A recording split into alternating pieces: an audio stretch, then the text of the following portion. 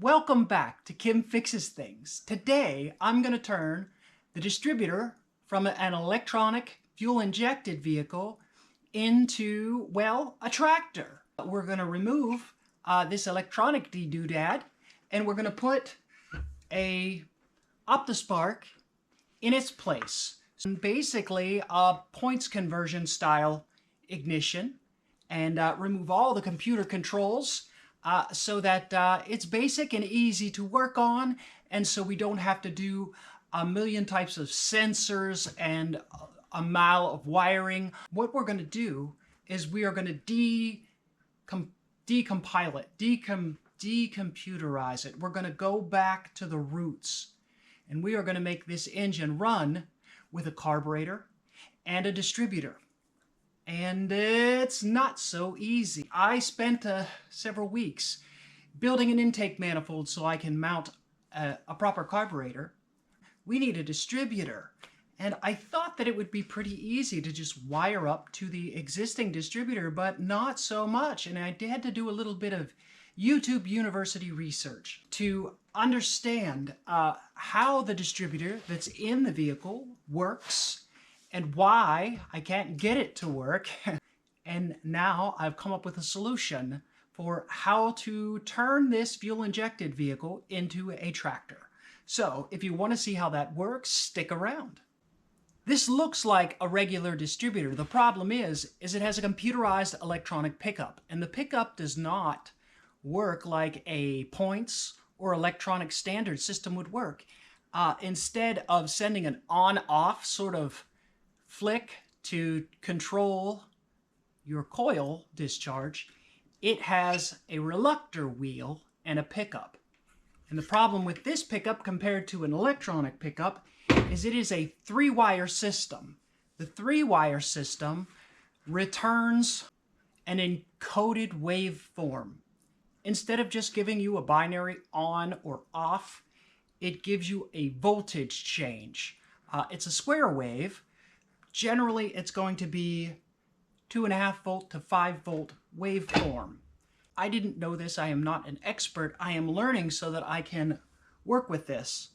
The problem is it's very difficult to convert that. It is intended to be converted by this little computer thing and sent via a wiring harness to the engine computer.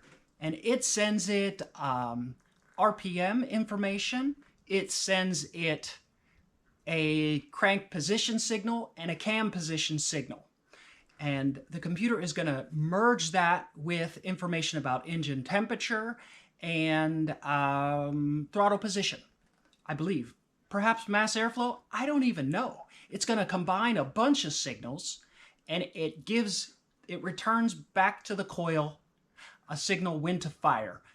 It's going to adjust the timing. The distributor from an earlier model, maybe something from the 1970s, would be controlled by weights and springs and maybe a vacuum pod, all mechanical and analogs, but this is definitely very digital.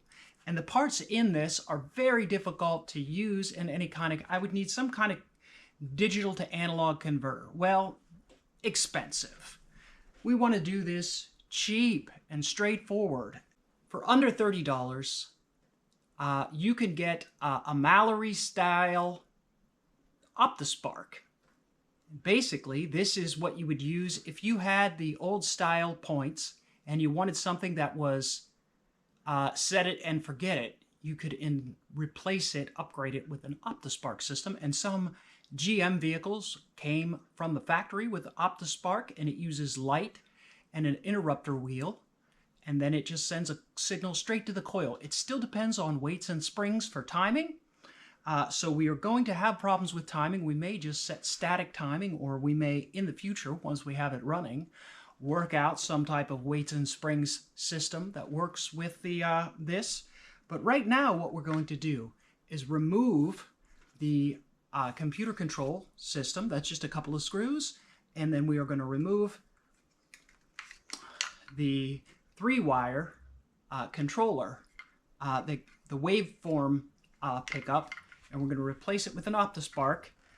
We're going to need to make a mounting plate. It's pretty simple, and we're going to mount it at the correct location so that our distributor, when the distributor comes around, it's going to be indexed properly to the cap. So we're going to make a mount so that it sits in the same location. And then we'll still be able to twist the distributor to adjust timing. That'll give us a static timing pulse. And we could use like an MSD box from there, which is probably $300. But I mean, that gives us a solution, right? A path forward.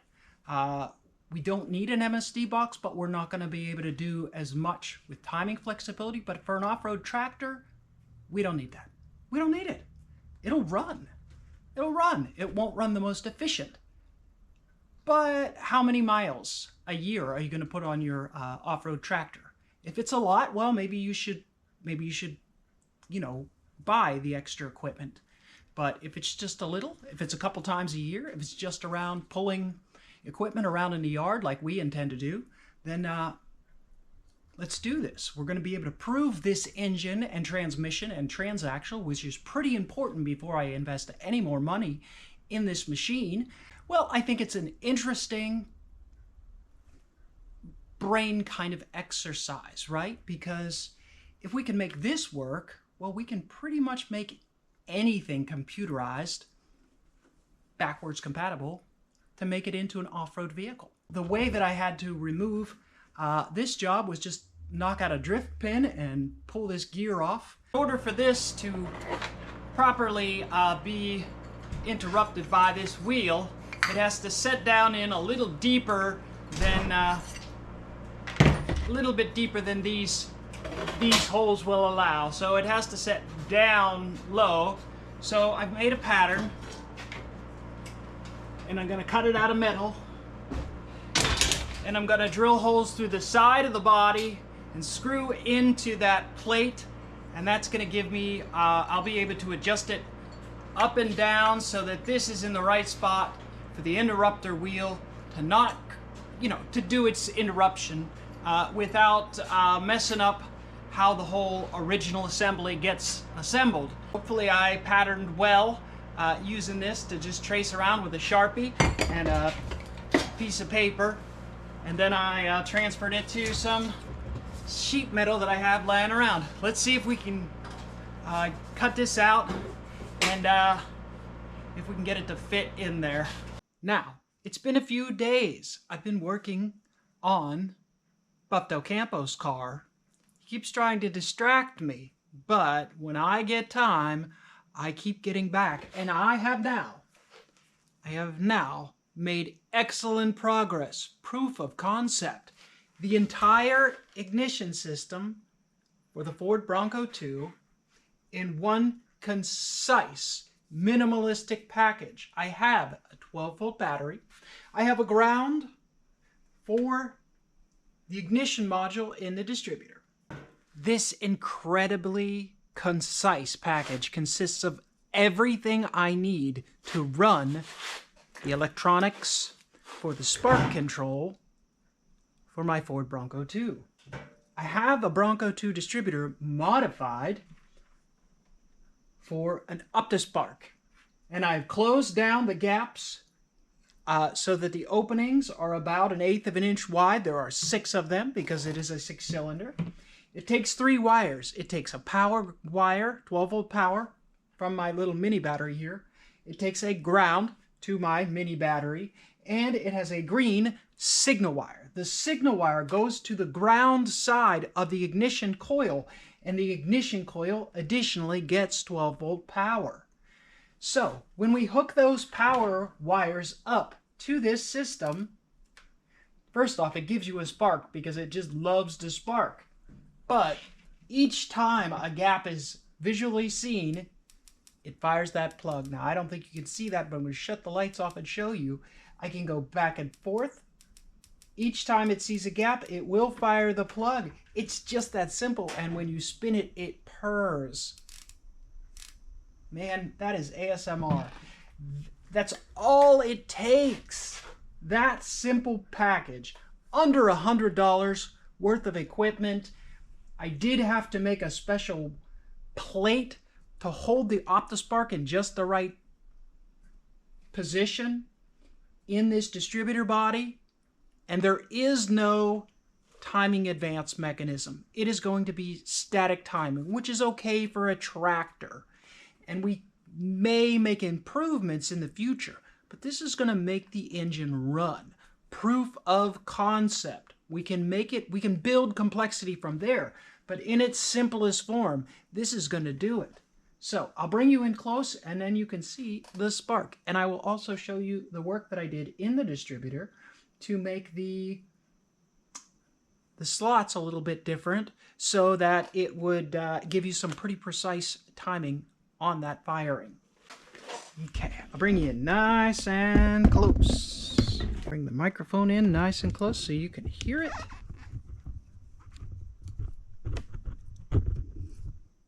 And I'll spin the distributor.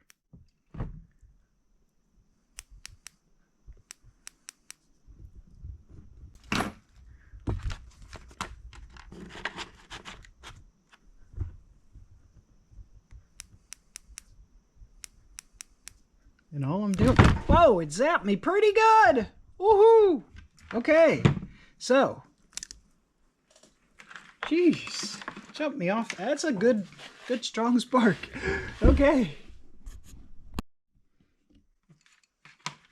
Okay. Like I said, it's just the three wires to the OptiSpark. This red thing is the OptiSpark. Take this screw out.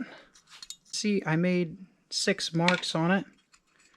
And I welded up the gaps because originally they were spaced for a crank signal sensor, but now they just have these little slots for the optical sensor. So there you go. OptiSpark modified. There is the OptiSpark unit in there. Mallory originally was selling these. This one is a Chinese knockoff. $25 on Amazon. Mallory replacement jobby with a custom-made plate. Just some screws from the underside through a spacer that holds it at just the right location so that it jives up with this. And it doesn't seem to be very picky about a little bit of light bleed. It really likes its sensor. As each one of these go by, it clicks. So there you go. So I want to say thanks for being so patient. A lot of people have expressed interest in this project, and it's very difficult to get it out on the front burner. I do have a bunch of footage, and I want to make a long form video that really encompasses everything that I've done with the engine swap. Once it's running, it makes a much better video, but this update I think is really interesting and some people will find useful. So I wanted to show it and open it up to you for comments, suggestions, thoughts on it. Obviously, it's not going to be terribly difficult to get it installed into the Bronco with how simple it is. Yeah, I'll let you know when I make more progress. Thanks for watching.